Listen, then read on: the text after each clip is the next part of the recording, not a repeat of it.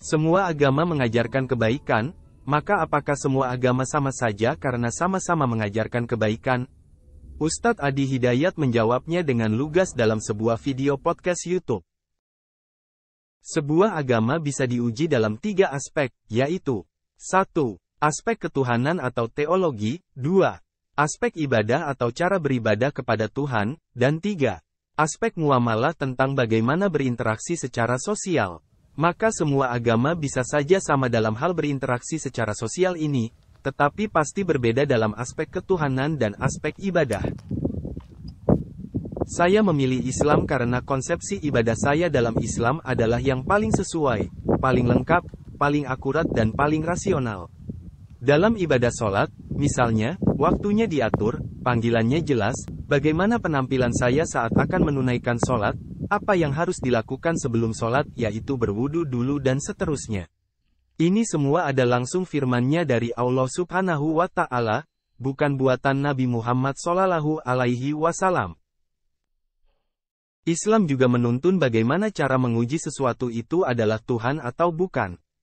Dalam Islam, Tuhan haruslah berbeda dari makhluk ciptaannya. Tidak boleh sama, jika sama dalam hal apapun juga, maka dia bukanlah Tuhan yang sebenarnya. Misalnya manusia bersifat lemah, maka Tuhan haruslah memiliki sifat maha kuat. Manusia berpasangan, maka Tuhan haruslah tunggal, tidak memiliki dan tidak membutuhkan pasangan. Kita bisa mengambil contoh lain, misalnya, manusia dilahirkan dan mempunyai anak, maka Tuhan haruslah tidak dilahirkan dan tidak mempunyai anak. Demikian seterusnya.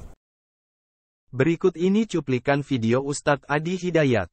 Semoga bermanfaat. Wassalamualaikum warahmatullahi wabarakatuh. Konsepsi agama itu kan bisa diuji dalam 3 aspek. Ya. 1 aspek ketuhanan, teologinya. Yang kedua aspek ibadah, tata cara dia ibadah. Yang ketiga muamalah, yang mengatur pedoman dalam berinteraksi secara sosial. Ya kan?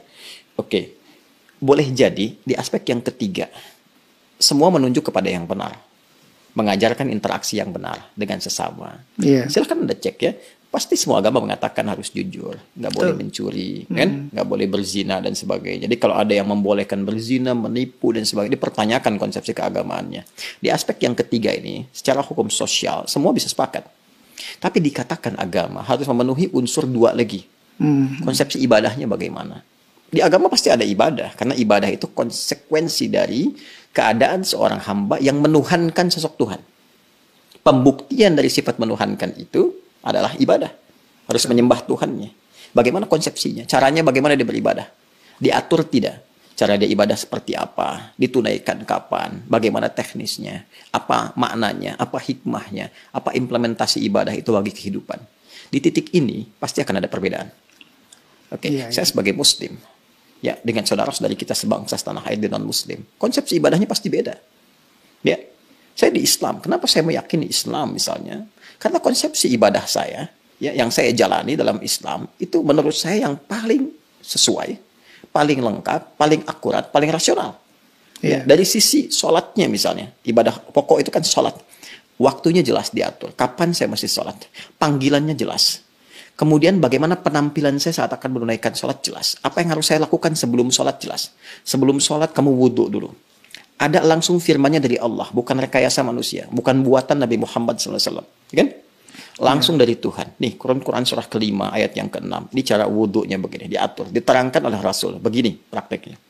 Kemudian sebelum sholat kenakan pakaian yang terbaik. Bahkan sejak ada panggilan dari masjid kita dengar. Quran surah ke-7 ayat 31. Ya bani Adam khudzu zinatakum 'inda kulli masjid. Kemudian setelah itu diatur bagaimana cara memulai ibadahnya, dari mulai takbir pembuka sampai dengan salam. Dijelaskan selain cara, maknanya apa, kenapa tangannya begini, kenapa bacaannya ini, artinya apa, hikmahnya apa. Lalu kaitan dengan implementasi kehidupannya bagaimana. Apa dampak sholat kepada kehidupan. Turun banyak ayat. Inna sholata tanha 'anil fahsya'i wal munkar. Quran surah ke-29 ayat ke-45. Nanti sholat ada kaitan dengan ketenangan hati, sholat kunci kebahagiaan, kesuksesan, dan dibuktikan oleh jejak sejarah. Orang-orang dulu ketika dia sholatnya benar, terjadi itu semua. Nah, ini yang menjadikan kita yakin sebagai Muslim memeluk Islam. Bagi penganut agama lain, punya konsepnya sendiri. Kita nggak bisa paksakan semua sama di titik ini dalam konsep keberagamaan. Apalagi kalau sudah masuk ke konsep teologis, ketuhanan. Ya kan?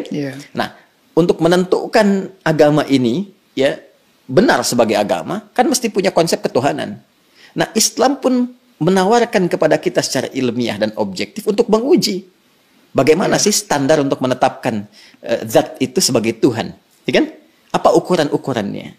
Maka Islam menyampaikan, misalnya di Quran surah ke-42 Asy-Syura ayat yang ke-11, laisa kamitslihi syai' di ujung ayatnya.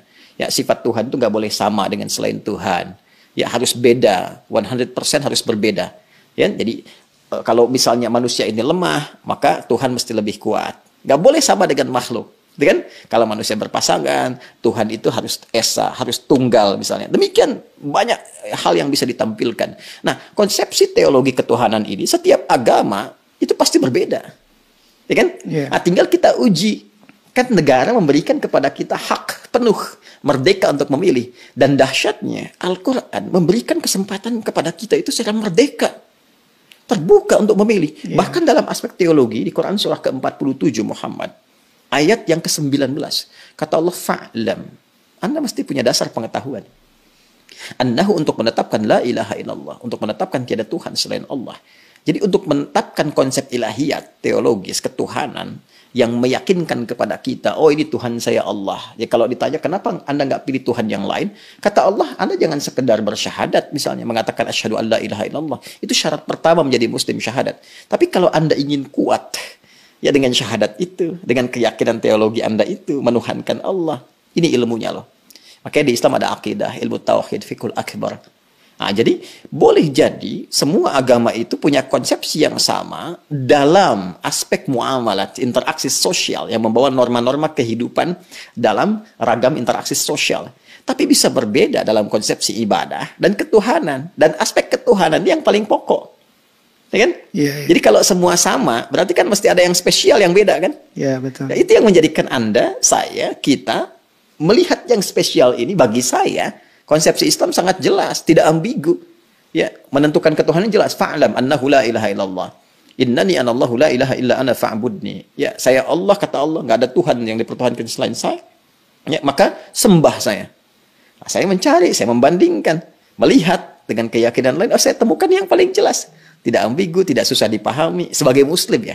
Ya, dan saat yang bersamaan ketika kita meyakini Allah pun sebagai Tuhan, memeluk Islam, beribadah dalam Islam, saat yang bersamaan tetap diminta oleh Al-Quran, la ikraha fid din, gak boleh paksa orang. Betul. Indah gak? Iya, indah sekali. Lakum dinukum waliyadin. Hormati keyakinan orang lain. Kamu meyakini Islam sebagai agama yang benar, iya, tapi hormati orang lain juga. Ya, jelaskan keislaman Anda itu lewat penampilan Anda, karakter Anda, perilaku Anda, sifat dan sikap Anda. Kalau ditanya, jelaskan, jawab, dan sebagainya. Masya Allah. Indah nggak? Indah, Pak. Ya, jadi di situ titik perbedaannya. Jadi nggak bisa kita katakan semua agama sama, karena konsepsi dasarnya itu berbeda. Ya.